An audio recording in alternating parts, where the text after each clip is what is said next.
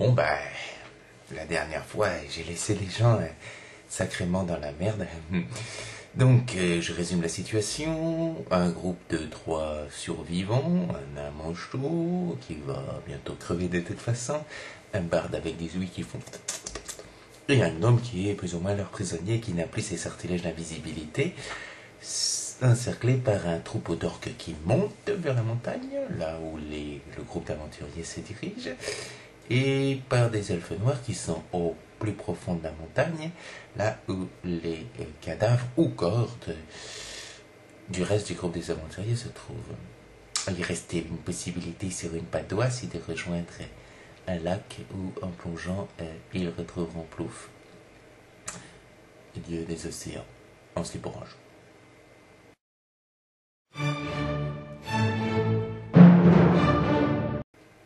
Galopage, galopage, galopage, galopage, galopage, galopage.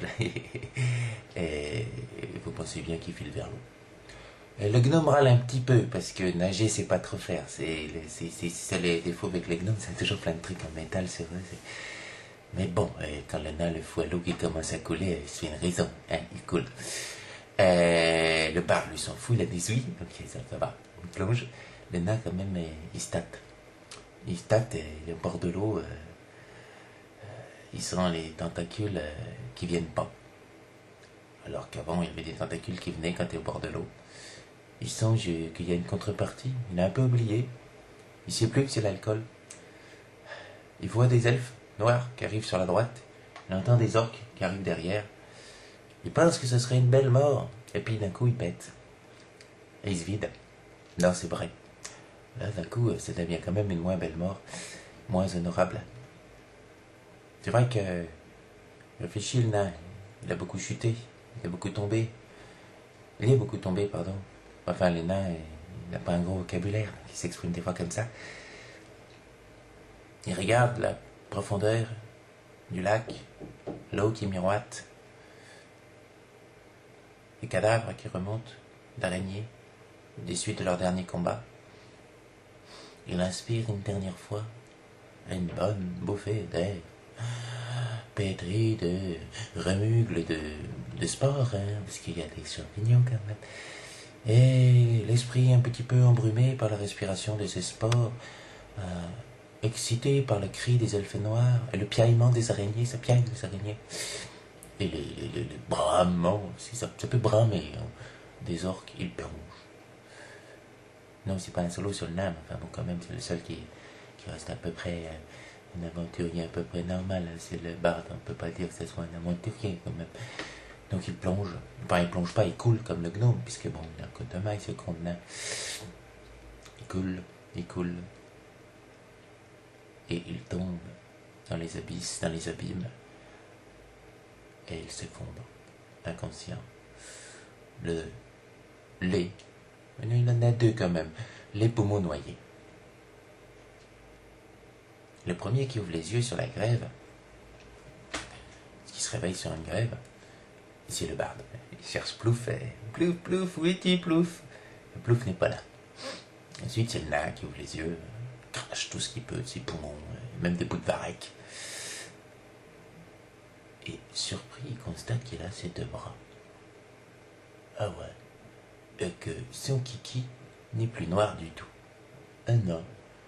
Et que la nécrose semble avoir quitté son corps. Ah ouais.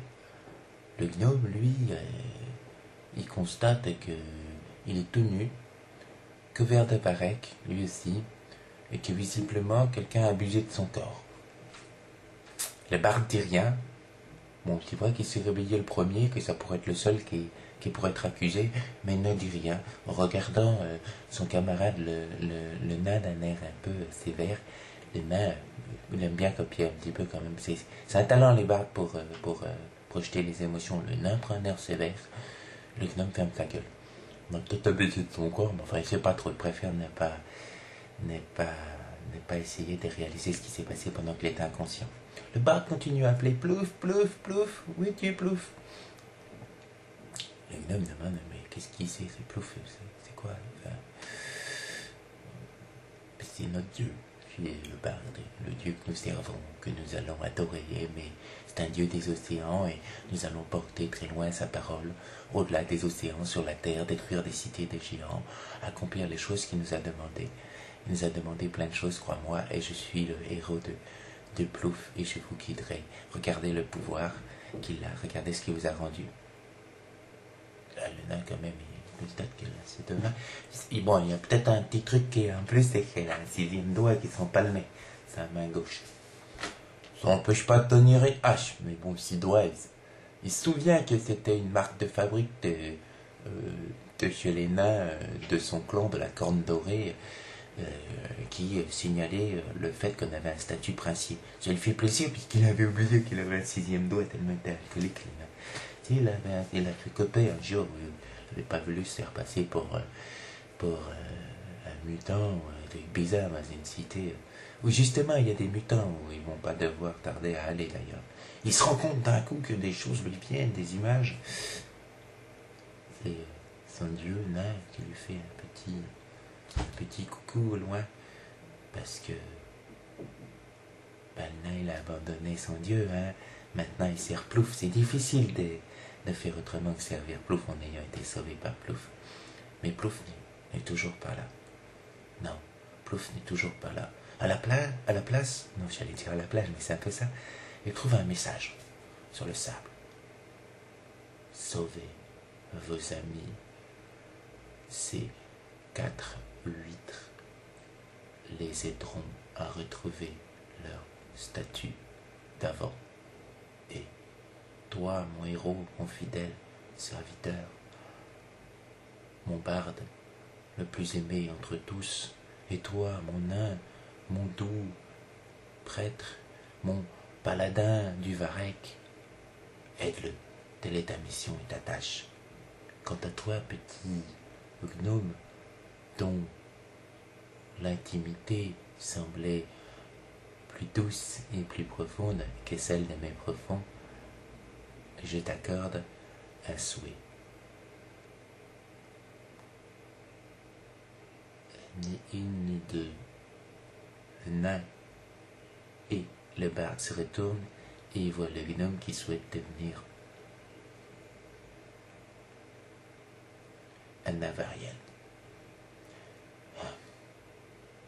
Pouf, le gnome qui se transforme en Navariel. Vous savez pas ce que c'est qu'un Navariel? C'est un elfe avec les ailes. C'est le rêve du gnome. C'est le rêve. Les elfes, c'est beau, c'est joli, c'est fantastique. Bon, évidemment, il se transforme en Navariel. Il gâche son vœu. Mais il garde la mentalité d'un gnome.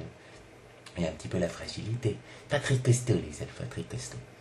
Qu'est-ce que c'est que ce bordel font le nain? Qu'est-ce que c'est que ce bordel font le barde? Mais pourquoi tu n'as pas utilisé ton vœu pour nous aider? J'ai toujours souhaité être un Navariel. Ah, et le voilà qui s'envole vers la lumière. Là-haut. Le nain et le barde se regardent. Ma mère, on n'est plus que tous les deux, qu'est-ce qu'on fait? Le barde lui dit, nous devons replonger. Les abysses nous consumeront à nouveau. Nous prendrons ces huîtres. Le nain fait, mais nous garderons les perles avant. Oui, et nous irons sauver nos amis. Le nain fait au milieu des orques et des elfes noirs. Le barde fait, c'est pas con, on va peut-être attendre qu'il y ait une bataille et on va s'occuper des survivants. Là, le nain lui dit, à ton avis, qui c'est qui va gagner dans la bataille? Le barde dit, je pense que les elfes noirs sont quand même plus forts que les orques. Ouais. Ils parient tous les deux. Les 4 perles. Tu comprends dans les huîtres. C'est des grosses perles. Grosses perles. Le barde prend un petit peu de varech, les enroule. Bien, met les huîtres dedans. Et tous les deux plongent dans l'océan.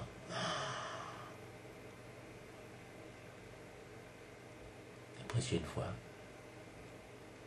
dans les grottes, ils vont sauver leurs potes. Enfin, j'espère s'ils sont dessous de bon sens, parce que c'est vrai qu'avec les perles qui valent quand même des centaines de milliers de pièces d'or, s'ils oubliaient qu'ils étaient un petit peu les disciples de Plouf, et pour aller vraiment faire des conneries dans les auberges.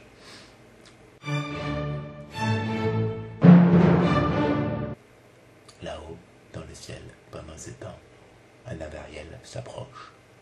d'un soleil qui n'existe pas dans une contrée des rêves. Il va vite déchanter, car Plouf ne se trouve pas là-haut. Mais bon, c'est une autre histoire.